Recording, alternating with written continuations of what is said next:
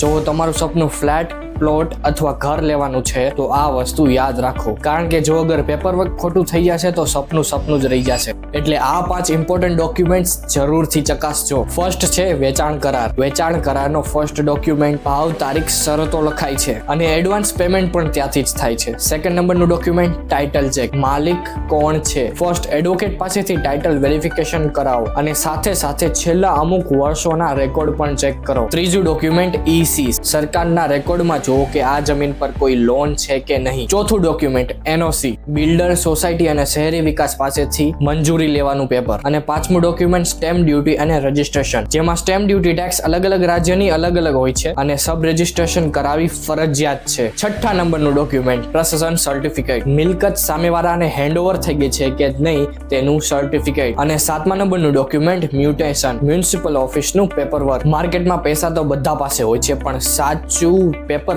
જ સાચો માલિક બનાવે છે. અને આવા નવા ઇન્ફોર્મેટિવ વિડીયો માટે ફોલો પણ કરી શકો છો.